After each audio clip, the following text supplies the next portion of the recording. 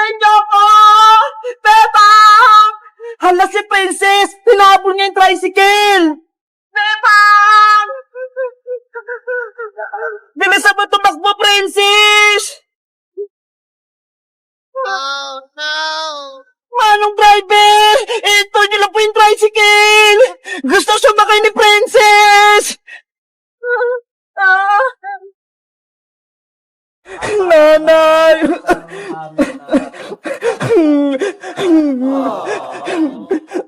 Tahan na, Bebang! Huwag ka nang umiyak! Hindi gagaling yung sakit mo! Saan ako titira, Iska? Pinalayas na naman ako ni Tita Margaret! Tinapon lahat ng gamit ko!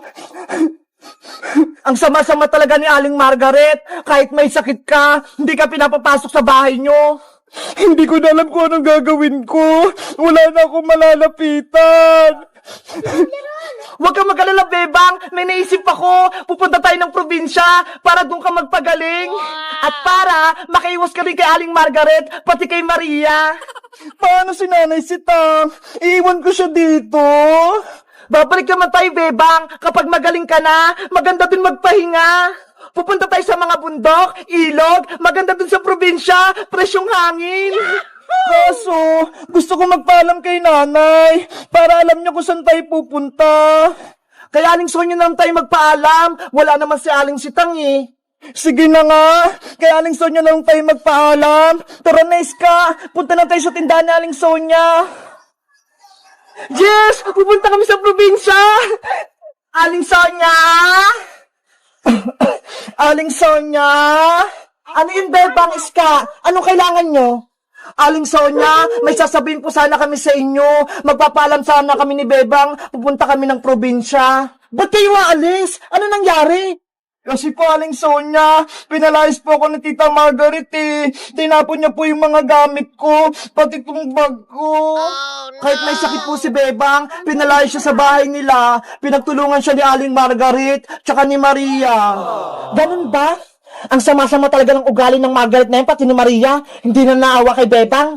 Aling Sonia, pasabi po kay Nanay, dun po muna ako sa probinsya. Nagpapagaling ako. O sige, Bebang, ako nang bahala. Ako na rin magsabi sa nanay mo. Mag-iingat kayo dun, ha? Opo. Pasabi din po kay Nanay, wag po siyang mag-alala. Babalik din po ako. Ikaw naman, Iska, wag mong pababayaan si Bebang dun, ha? Opo, Aling Sonia, ako pong mag-aalaga kay Bebang. Siguraduhin mo, kung hindi, yari ka kay Nanay Sitang yan. Tara na, Bebang, tumawag na tayo ng masasakyan natin. Bye-bye po, Aling Sonia. Aalis na po kami. O sige, bye-bye. Mag-iingat kayo. A few moments later. Ay, may tricycle, Bebang. Sumakay na tayo.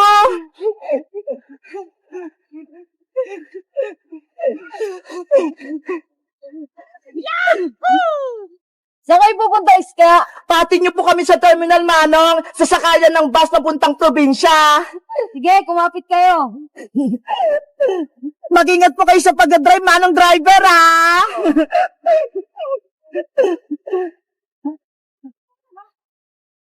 Sila Bebang at Iskayo na. Aalis sila. Sa kaya sila pupunta? Bebang, antayin niyo ako. Gusto ko sa mama. Antayin niyo ako. Bebang. Hala si Princess. Tinapon niya yung tricycle. Bebang. Bilisan mo tumakbo, Princess. Oh no! Manong driver! Ito niyo lang po yung tricycle! Gusto sumakay ni Princess! Pinagod niyo naman ako, Iska! Ang layo na tinakbo ko! Sorry, Princess! Akala kasi namin, hindi ka sasama eh! Saan ba kayo pupunta? Bakit nakasakay kayo sa tricycle? Pupunta kami sa probinsya, Princess! Sasama ka ba? Sige! Gusto ko din sumama, Beba! Tara na! Sumakay ka na rito sa tricycle! Yay! Alis kami! Let's go!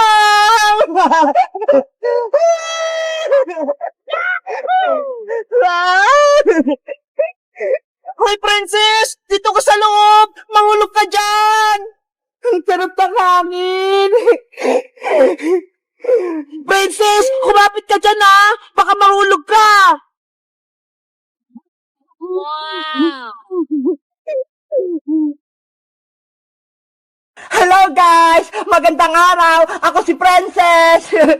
Pupunta kami ni Bebang patinis ka sa probinsya kasi si Bebang may sakit siya doon siya magpapagaling! Sabi ni Ska, maganda raw doon, may mga bundok, pati ilog, masay doon maglaro! Kayo guys, sa probinsya ba kayo nakatira? May ilog din ba sa inyo? Mag-comment lang kayo para sa part 7! Bye-bye! Sana gumaling na si Bebang! Emily, diyan ka muna Magpapaalam na ako kay nanay kung pwede kang tumira dito sa bahay. Sana po, papayag si Aling Sitang at si Pepang. Huwag kang mag-alala, panigurado, papayag yun si nanay. Salamat Ate Pepang, tinutulungan mo ako laki. Ang pait-pait mo talaga. Wala yun, wait, pupunta na ako kay nanay. Nay! Ano yan, Bebang? Nay, may sasabihin po ako. Sana okay lang sa inyo. Ano nga yun? Sabihin mo na at ako'y matutulog na. Kasi... Pwede po bang dito na lang tumira si Emily, Nay? Pwede po bang dito na lang siya matutulog sa bahay natin? Anong sabi mo, Bebang? Mag-aalaga ka ng bata dito pa sa bahay? Opo, ayun po si Emily na yun. Hello po, Aling Sitang. Diyos mo, yun naman, Bebang. Saan mo naman napulot yung bata na yan? Baka hinahanap pa ng magulang niya? Matagal ko na pong kaibigan si Emily, Nay. Tsaka, ulila na po siya. Wala na po siyang magulang. Wala na siyang matitirahan. Bebang, hirap na hirap nga tayo ngayon. Wala tayong pera. Wala tayong papakain kay Emily. Hindi natin siya kayang alagaan. Sa iba mo na lang siya ipaalaga. Pero Nay, wala na pong mapupuntahan si Emily. Wala na siyang kamag-anak. Wala na po siyang nanay. Wala na rin po siyang tatay. Kaya kung pwede, gugupin na lang po natin si Emily. Hindi pwede, Bebang. Huwag mo akong bigyan ng problema. Yare, ayaw ata sa akin ni Aling Sitang. Please, Nay, kahit saglit lang. Dito na muna tumira si Emily. Pag sinabi kong ayoko. Palabasin mo na si Emily. Oh, no! Ate Pepang, ano pong sinabi ni Aling Sitang? Umayag po ba siya? Emily, ayaw ni nanay na dito ko tumira sa amin. Sana ako matutulog, Ate Pepang. Nabahan na yung bahay namin. Huwag kang mag-alala, Emily. Hindi kita mababayaan. May naisip akong paraan. Ano pong gagawin natin, Ate Bebang? Ayaw sa akin ni Aling Sitang. Kahit ayaw sa'yo ni nanay, dito pa rin kita patutulugin sa bahay. Paano ko? Nakikita tayo ng nanay mo. Meron akong baybayin dun sa may taas. Dun kita patutulugin. Talaga, Ate Bebang? Tara, umakyat tayo para makita mo. Yay! Huwag kang maingi, Emily. Baka marinig ka ni nanay. Oopsie! Akyat na tayo.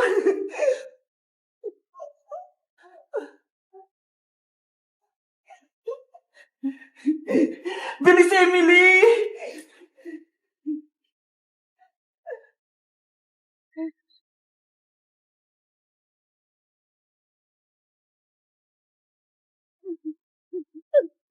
Ano kayang itsura ng tutulugan ko? Charot! Dito ka matutulog, Emily, sa aking baybahayan. Wow! Ang ganda! Ang laki pa! Habang wala ka pang bahay, dito ka muna tumira. Bilis! Pumasok ka na sa loob! Okay pa! Ay! Ang lambot-lambot na bupuan! Tapos may mga stop toys pa! Wow! Ano? Nagustuhan mo ba yung baybayan mo, Emily? Opo, Ate Bebang! Ang ganda-ganda! Maluwag! Ang sarap-sarap matulog siguro dito! Pero, sikreto lang to. Huwag kang maingay para hindi tayo mamuking ni nanay. Sige po, Ate Bebang. Hindi po ako mag-ingay dito. Mamaya, dadalang kita ng pagkain. Diyan tayo maghahapunan. Yay! Magbabay Ate Bebang! Ang saya-saya ko talaga! Anong ingay narinig ko sa taas? Bebang! Yari! Narinig ka ni nanay! Naku! Lagot! Bebang! Ang ginagawa mo niya sa taas? Nandiyan na po ako, Nay! Pababa na po ako! Emily, dyan ka lang, ha? Sana hindi kami mabuking ngalan si Tang. Guys, sa tingin nyo, tama ba yung ginawa ko? Patutulogin ko si Emily sa taas ng bahay? Magagalit kaya si nanay? Mag-comment na kayo para sa part 3. Bye-bye! 1 million! 1 million! 1 million! 1 million! 1 million! 1 million! 1 million! 1 million! Dagdagan nyo pa! Dagdagan nyo pa! Thank you! Nine na lang! Thank you! Napapaus na ako, guys. Diba nakakatuwa naman? Onti na lang tapos mag-1 million na. 5 na lang, ikaw na. 3 na lang kailangan ko. Malapit na mag-1 million. Ay, nakakatuwa naman. Magkakagold na ako. Maraming salamat po sa nanood kay Princess, kay Iska, kay Boyo, kay Madam Sonia, kay Aling Tere, sa lahat ng family Madam Sonia. Thank you. Tulala!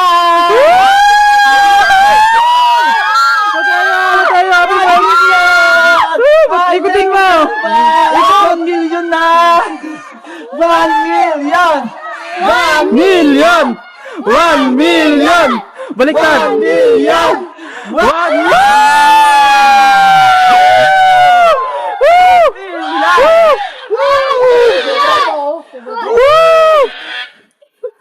Saan ba to?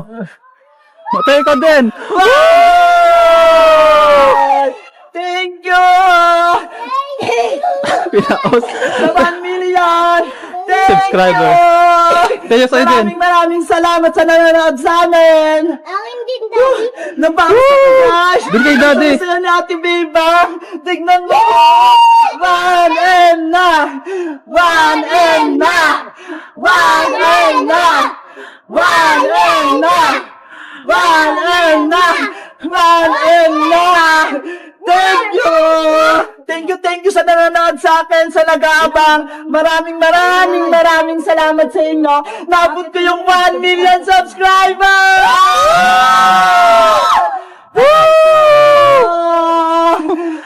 Hiningal talaga ako. Thank you sa inyo lahat. Maraming salamat. Abangan nyo ang aming videos. Na-celebrate ko talaga sa 1 million subscribers. Upload ko sa aking YouTube channel. Thank you very much. Ako sa Ate Bebang.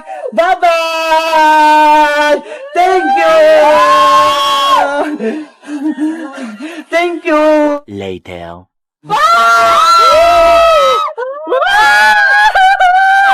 1 million! 1 million! 1 million! 1 million! 1 million! 1 million! 1 million! 1 million! 1 million! 1 million! 1 million! Yay! Thank